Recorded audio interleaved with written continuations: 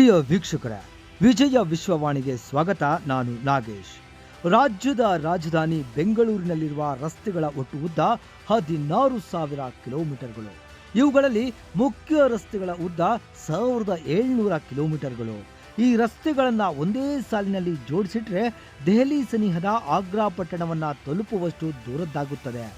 ಆದರೆ ನೋಡಿ, ಬೆಂಗಳೂರಿನ ಈ ಪಾಟಿ ರಸ್ತೆಗಳಿರೋದು ಕೇವಲ ವಾಹನಗಳಿಗಾಗಿ ಮಾತ್ರ. ಪಾದಾಚಾರಿಗಳು ಬಳಸಬಹುದಾದ ಸ್ಥಿತಿಯಲ್ಲಿರುವ ಕಾಲುದಾರಿಯ ಉದ್ದ ಕೇವಲ 29 ಕಿಲೋಮೀಟರ್ ಅಷ್ಟೇ. ವಿಧಾನಸೌಧದಿಂದ 3 ಕಿಲೋಮೀಟರ್ ಸುತ್ತಳತೆಯಲ್ಲಿ ಮಾತ್ರ ವ್ಯವಸ್ಥಿತ ಕಾಲುದಾರಿ ಇದೆ. ಇದನ್ನ ಬಿಟ್ಟರೆ ಬೆಂಗಳೂರು ಮಹಾನಗರದಲ್ಲಿ ಪಾದಾಚಾರಿಗಳು ಇಲ್ಲವೇನೋ ಎಂಬಂತೆ ಕುರುಡಾಗಿ ನಡೆದುಕೊಂಡಿದೆ ಸರ್ಕಾರ. ಇನ್ನು ರಸ್ತೆಗಳ ಸ್ಥಿತಿಯಂತೂ ಕೇಳಲೇಬೇಡಿ. ಗಂಡಾಗುಂಡಿ ಆಟದಲ್ಲಿ ರಸ್ತೆಗಳಲ್ಲಿ ವಾಹನ ಸವಾರರು ಸಂಚಾರ ಮಾಡೋದೇ ದುಸ್ತರವಾಗಿದೆ. ಪರಿಣಾಮ ಸಂಚಾರ ದಟ್ಟಣೆ ವಿಪರೀತವಾಗಿ ಹೋಗಿದೆ. ಆಘಾತಕಾರಿ ಸುದ್ದಿ ಇಲ್ಲಿಗೆ ನಿಲ್ಲೋದಿಲ್ಲ. ಕಾಲುದಾರಿಯ ಕೊರತೆಗಳನ್ನು ಬೃಹತ್ ಬೆಂಗಳೂರು ಮಹಾನಗರ ಪಾಲಿಕೆ ಒಪ್ಪಿಕೊಂಡಿದೆ. ಕಾಲುದಾರಿಗಳ ಕುರಿತು ಅದರ ಬಳಿ ಅಂಕಿ ಅಂಶಗಳೇ ಇಲ್ಲ. ಬೆಂಗಳೂರಿನಲ್ಲಿ ಹೊಸದಾಗಿ 272 ಕಿಲೋಮೀಟರ್ಗಳಷ್ಟು ರಸ್ತೆಗಳನ್ನು ನಿರ್ಮಿಸುವ ಯೋಜನೆಯನ್ನ ಹಾಕಿಕೊಳ್ಳಲಾಗಿದೆ. ಈ ರಸ್ತೆಗಳ ಜೊತೆಗೆ ನಿರ್ಮಿಸಬಹುದಾದ ಕಾಲುದಾರಿಯ ಉದ್ದ ಎಷ್ಟೆಂದು ತಿಳಿದರೆ ತಲೆ ಸುತ್ತು ಬಂದೀತು ಜೋಕೆ. ಅದು ಕೇವಲ 594 ಮೀಟರ್ಗಳು. ಪರಿಣಾಮವಾಗಿ ಲಕ್ಷಾಂತರ ಜನ ಮೋಟಾರು ವಾಹನಗಳ ಜೊತೆಗೆ ರಸ್ತೆಗಳ ಅಂಚಿನಲ್ಲಿ ನಡೆಯಬೇಕಾದ ದುಸ್ಥಿತಿ ಇದೆ. ಅಡಚಣೆಗಳಿಲ್ಲದೆ ಸರಾಗವಾಗಿ ನಡೆಯುವುದು ಅಂಗವಿಕಲ ಸ್ನೇಹಿ ಪಾದಾಚಾರಿ ಪಥಗಳು ನಾಗರಿಕರ ಮೂಲಭೂತ ಹಕ್ಕು ಎಂದು ಸಾರಿದೆ. ಜಲಮಂಡಳಿ, ವಿದ್ಯುತ್ ಶಕ್ತಿ ಇಲಾಖೆ ಇಲ್ಲವೇ ಖಾಸಗಿ ಕೇಬಲ್ ಕಂಪನಿಗಳು ವರ್ಷವಿಡೀ ಕಾಲುದಾರಿಗಳನ್ನು ತೋಡಿ ಹಾಕ್ತವೆ. ಅಲ್ಲಲ್ಲಿ ಚೆನ್ನಾಗಿರುವ ಕಾಲುದಾರಿಗಳನ್ನು ಗುತ್ತಿಗೆದಾರರು, ರಾಜಕಾರಣಿಗಳ ಜೇಬು ತುಂಬಿಸಲು ಮತ್ತೆ ಅಗೆದು ಅವ್ಯವಸ್ಥೆ ಸೃಷ್ಟಿಸಲಾಗುತ್ತಿದೆ. ಉಳಿದಂತೆ ಕಾಲುದಾರಿಗಳು ಅತಿಕ್ರಮಣಗಳ ದಾಳಿಗೆ ತುತ್ತಾಗಿ ಕಣ್ಮರೆಯಾಗಿರುತ್ತೆ. ಇಲ್ಲವೇ ಉಬ್ಬು, ತಗ್ಗು, ಅಂಕು ಡೊಂಕು, ಗುಂಡಿಗಳು, ಒಳಚರಂಡಿಗಳಿಗೆಂದು ಎತ್ತಲಾದ ಹೂಳಿನ ರಾಶಿಗಳಿಂದ ತುಂಬಿರುತ್ತೆ. ನಡೆದಾಡಲು ಜಾಗವೇ ಇಲ್ಲದಂತೆ ವಾಹನಗಳ ಪಾರ್ಕಿಂಗ್ ಮಾಡಲಾಗಿರುತ್ತೆ. ಇದ್ಯಾವುದು ಅಲ್ಲದಿದ್ದರೆ ದುರ್ನಾತ ಬೀರುವ ತಿಪ್ಪೆಗುಂಡಿಗಳ ರೂಪ ತಳೆದಿರುವುದು ಉಂಟು.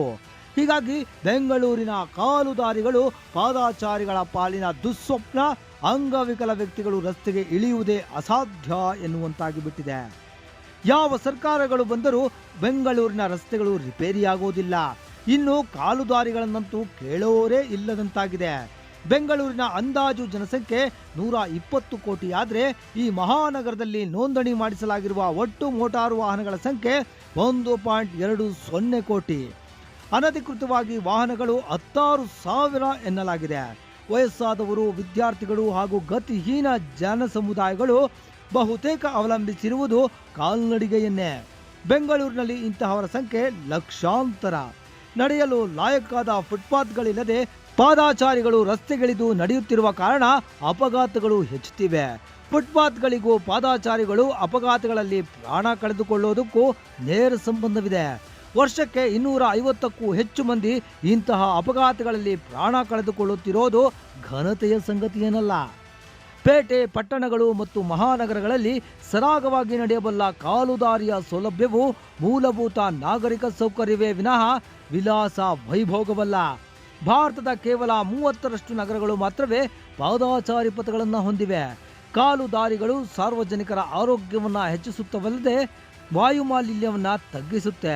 ಅವು ನಗರ ಯೋಜನೆಗಳ ಅವಿಭಾಜ್ಯ ಅಂಗ. ವಾಹನ ಸಂದಣಿಯಿಂದ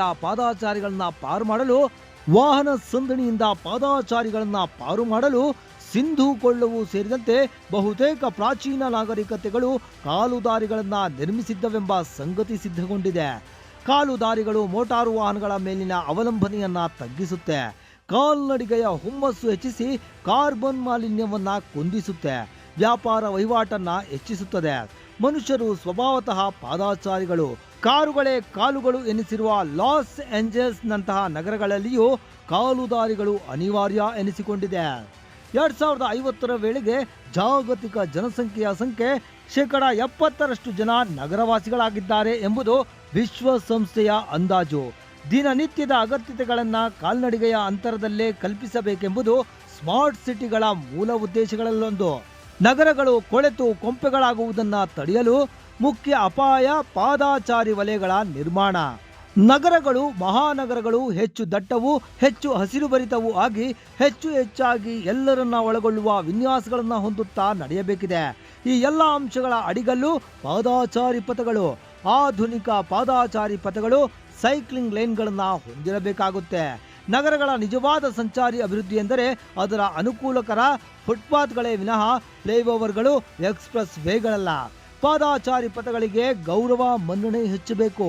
ವಯಸ್ಸಾದವರು, ಮಕ್ಕಳು ರಸ್ತೆಗಳನ್ನು ದಾಟೋದು ಪ್ರಾಣಕ್ಕೆ ಸಂಚಕಾರವಾಗಿ ಪರಿಣಮಿಸಿದೆ ಬೆಂಗಳೂರಿನಲ್ಲಿ. ದಟ್ಟ ಸಂಚಾರದ ಸಮಯಗಳಲ್ಲಿ 5-6 ನಿಮಿಷ ಕಾಯುವ ಪರಿಸ್ಥಿತಿ ಇದೆ. ಗ್ರೇಟರ್ ಬೆಂಗಳೂರಿನ ರಸ್ತೆ ಗುಂಡಿಗಳ ಬಗ್ಗೆ ಪುಟ್ಟ ಮಕ್ಕಳು ತಮ್ಮ ಆಕ್ರೋಶವನ್ನು ವ್ಯಕ್ತಪಡಿಸ್ತಾ ಇದ್ದಾರೆ. ನಮ್ಮ ಅಪ್ಪ ಅಮ್ಮ ಟ್ಯಾಕ್ಸ್ ಕಟ್ಟುತ್ತಿದ್ರು, ರೋಡು ಇಷ್ಟು ಹದಗೆಟ್ಟಿವೆ, ಯಾವಾಗ ಸರಿ ಮಾಡ್ತೀರಾ ಅಂತ ಪ್ರಧಾನಿ ಮೋದಿ ಮತ್ತು ಸಿಎಂ ಸಿದ್ದರಾಮಯ್ಯಗೆ ಪ್ರಶ್ನಿಸಿದ್ದಾರೆ. ಸದ್ಯ ಈ ವಿಚಾರ ಸಾಕಷ್ಟು ಚರ್ಚೆಗೆ ಗ್ರಾಸವಾಗಿದ್ದು, ಈ ಬಗ್ಗೆ ಐಟಿ ದಿಗ್ಗಜ ಮೋಹನ್ ದಾಸ್ ಪೈ ಕೂಡ ತಮ್ಮ ಅಸಮಾಧಾನವನ್ನು ಹೊರಹಾಕಿದ್ದಾರೆ. ಈ ಬಗ್ಗೆ ಟ್ವೀಟ್ ಮಾಡಿರುವ ಅವರು, ಇದು ಬೆಂಗಳೂರಿನಲ್ಲಿ ಆಡಳಿತದ ದೊಡ್ಡ ವೈಫಲ್ಯ ಆಗಿದೆ. ಹಲವು ಕಂಪನಿಗಳ ಸಿಇಒಗಳು ಹೊರ ಹೋಗುತ್ತಿದ್ದಾರೆ. ಬೆಂಗಳೂರಿನ ಔಟರ್ ರಿಂಗ್ ರಸ್ತೆಗಳಲ್ಲಿ ಪರಿಸ್ಥಿತಿ ಕೆಟ್ಟದಾಗಿದೆ.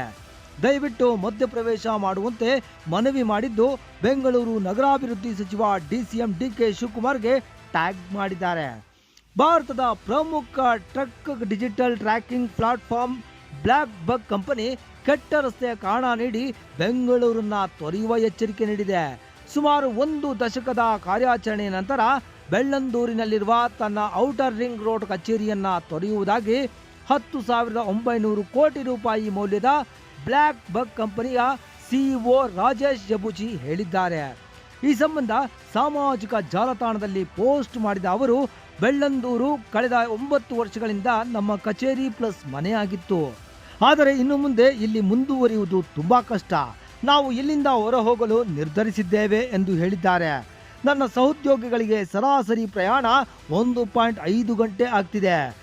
ಹೊಂಡಗಳು ಮತ್ತು ಧೂಳಿನಿಂದ ರಸ್ತೆಗಳು ತುಂಬಿದ್ದು, ಅವುಗಳನ್ನು ಸರಿಪಡಿಸುವ ಯಾವ ಹೊಣೆಗಾರಿಕೆ ಕಾಣ್ತಿಲ್ಲ. ಮುಂದಿನ 5 ವರ್ಷಗಳಲ್ಲಿ ಬದಲಾವಣೆಯಾಗುವುದು ಅಸಾಧ್ಯ ಅಂತ ಬೆಂಗಳೂರು ತೊರೆಯುವುದಕ್ಕೆ ಕಾರಣವನ್ನು ನೀಡಿದ್ದಾರೆ.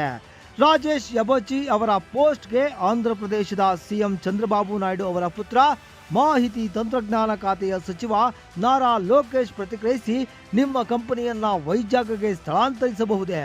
ನಾವು ಭಾರತದ ಟಾಪ್ 5 ಸ್ವಚ್ಛ ನಗರಗಳಲ್ಲಿ ಒಂದೆಂದು ರೇಟಿಂಗ್ ಪಡೆದಿದ್ದೇವೆ. ಅತ್ಯುತ್ತಮ ಮೂಲಸೌಕರ್ಯಗಳನ್ನು ನಿರ್ಮಿಸುತ್ತಿದ್ದೇವೆ ಮತ್ತು ಮಹಿಳೆಯರಿಗೆ ಸುರಕ್ಷಿತ ನಗರವೆಂದು ರೇಟಿಂಗ್ ಪಡೆದಿದ್ದೇವೆ. ದಯವಿಟ್ಟು ನನ್ನನ್ನು ನೇರವಾಗಿ ಸಂಪರ್ಕಿಸಿ ಅಂತ ಆಹ್ವಾನವನ್ನು ನೀಡಿದ್ದಾರೆ. ಡಿಕೆ ಶಿವಕುಮಾರ್ ಅವರೇ, ಬ್ರ್ಯಾಂಡ್ ಬೆಂಗಳೂರು, ಗ್ರೇಟರ್ ಬೆಂಗಳೂರು ಮಾಡುವ ಮೊದಲು ಸಾರ್ವಜನಿಕರಿಗೆ ಓಡಾಡಲು ಸರಿಯಾದ ಪಾದಾಚಾರಿ ರಸ್ತೆಗಳನ್ನು ಮಾಡಿ.